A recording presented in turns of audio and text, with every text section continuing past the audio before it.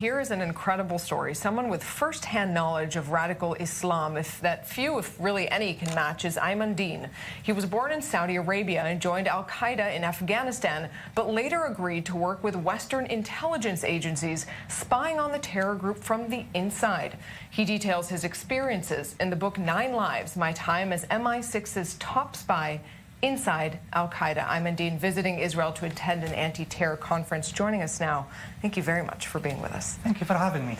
So I think before we get to what you learned from your experience, we have to rewind to hear how this incredible life story began. Tell us first how you found yourself drawn into Al-Qaeda. Well, it all started in Bosnia when I was 16. By that time, basically, I had almost 4 years from the age of 12 until the age of 16 preparing for that moment. I didn't know I was ready for it until basically one of my best friends was going to join the jihad in Bosnia. And by that time I was already, young, religious student, already indoctrinated into ideology and politics, reading the books of Sayyid Qutb, the Egyptian thinker of the Muslim Brotherhood movement. So when my friend left to Bosnia, I went with him. Bosnia was a 14 months of conflict there for me. By the end of it, I met Khalid Sheikh Mohammed, who was the architect of 9/11. But at that time, I didn't know about it, of course. Basically, he was just a well-dressed, man, well-kept, and charismatic. He told me I should go to Afghanistan because the nature of the conflict is changing. We should not be fighting on the fringes of the Muslim world, like Bosnia and Chechnya and Kashmir. Instead, we should be taking the fight to the Americans to expel them out of the Muslim world in order to strengthen the center and to rebuild the caliphate. That was his vision, and I followed. And just take us, you went to Afghanistan and you joined Al-Qaeda at that period, still believing in it briefly. Just take us in the mind of someone who would carry out those kind of attacks, a suicide bombing, aiming at civilians, women and children. Well, at that time, of course, when I joined, there wasn't the indication that we are going to fight against civilians at the time. It was going to be fighting against the Americans. I remember when I met Bin Laden for the first time, that was when he landed back in Afghanistan from Sudan in August of '96. He gave us the impression that it's going to be along the lines of the Khobar bombings, in 1996, which killed 19 American pilots. It's going to be directed against the US military. So that's why when in 1998, in August 98, when Al-Qaeda carried out the attacks against the American embassies in Nairobi and Tanzania, that was a shocking, event for me. Shocked the system. It was a shock to me because the amount of civilians that were killed, more than 224, just to get at 12 American diplomats, and they were not even military. So, of course, that was the event which persuaded me that it wasn't the right thing to do. I was on the wrong side of history. So if that was your sort of tipping point, what happens next? How do you go from being indoctrinated, as you described, from such a young age into radical Islam to suddenly being inside MI6, inside Al-Qaeda? Well, I didn't wake up one day and I thought, that's it, I'm going to be a spy. Sure. Of course not. I mean, of course, the events of East Africa persuaded me that I was on the wrong side of history here, and I did not want to continue. I just wanted to leave. So my aim and my goal was to go back to the Gulf, enroll into university, become a history teacher later. But that didn't happen. Once you are inside this world, there is no way out. That's it. So I ended up basically being recruited by MI6, and there was, of course, some gentle and persuasion rather than coercion. And it took a while. What does gentle persuasion and coercion mean? The gentle persuasion, not a coercion, it was done through really good intellectual discussions about the differences between non-state actors who are pursuing dark and evil agendas like Al-Qaeda and other groups like it, and nation states. So it was presented to me that it is a battle between those who believe in the nation states and those who don't. So for me, it took a while, but in the end I was convinced that if I was willing to risk my life for Al-Qaeda and then I change my mind, then it will be hypocritical of me if I'm not willing basically to risk my life to fight against them. How much you risked your life? Was there any moment where you were almost blown, where you felt you could be caught out? I would say I was extremely lucky throughout 8 years undercover that very few times I came under suspicion, and I was able to deal with that, very effectively. So I meant it because, between 1999 and 2001, 2.5 years, I was going and coming out of Afghanistan constantly. At least on 5 occasions, Al-Qaeda apprehended spies who were spying for, Arab countries like Egypt and Jordan, and they were executed. And I learned there that my first mistake will be the last mistake. That really focused my mind, that I don't want to be the one whose head, basically being chopped and falling into the ground. So it was really, you can call it luck, or I would say in this case, divine intervention.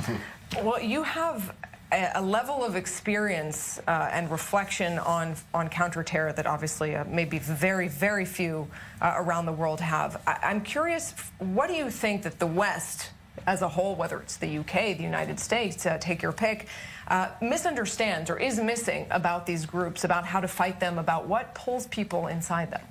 It is a sickness. And we have to diagnose a sickness. If someone is having a malaria, you can't just prescribe, cold medicine to them. They will not get better. The cold medicine being the tank, the aircraft? No. The cold medicine basically, is trying to portray this conflict as a war between Islam and the West. It is not a conflict between Islam and the West. There is a civil war within Islam itself, which basically is sucking in the West into it.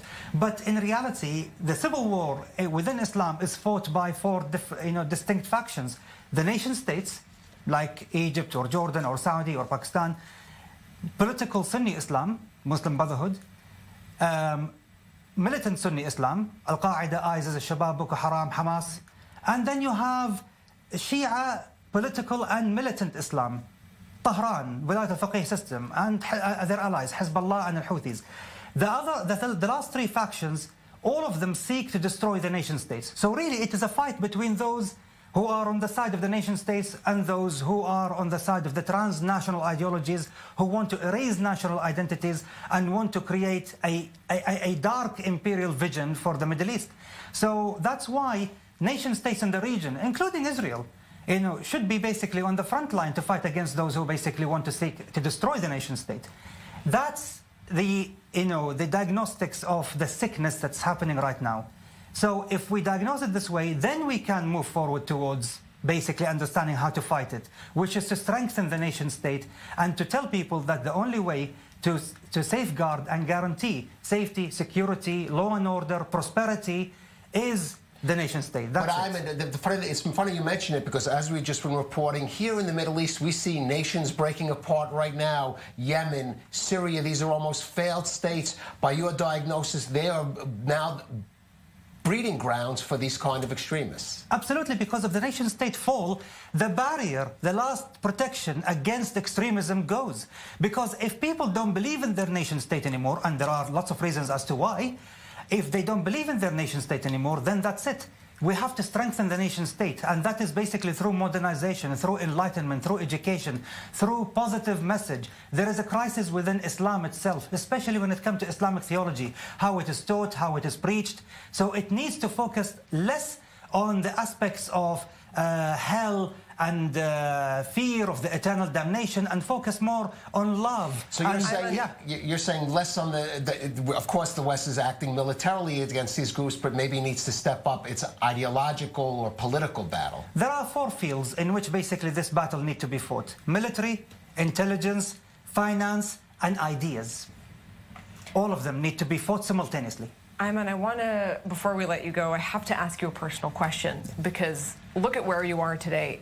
If someone had told you around 20 years ago, when you were an Al-Qaeda member, a bomb maker, when you know the mastermind, or the would-be mastermind of 9/11 in Afghanistan, that you would be sitting in a studio in Jaffa in Israel, traveling to Jerusalem, what would you have thought? And is it anything like what you imagined? Well, if you told me 20 years ago that I would be coming to Israel as a friend, I would say basically you're crazy.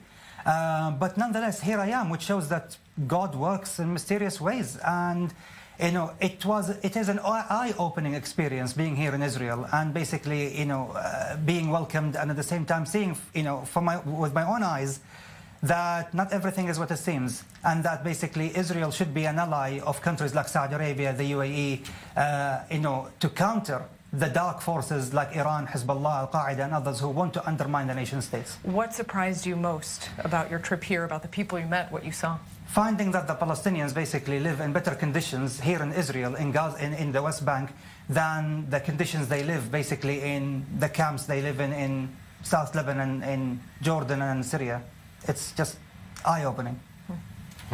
Well, it's incredible to have you here to hear that story. A first time in Israel, meeting with colleagues, I suppose, from around the world for that counter-terror conference and getting that insight from an incredible life story. Aiman Dean,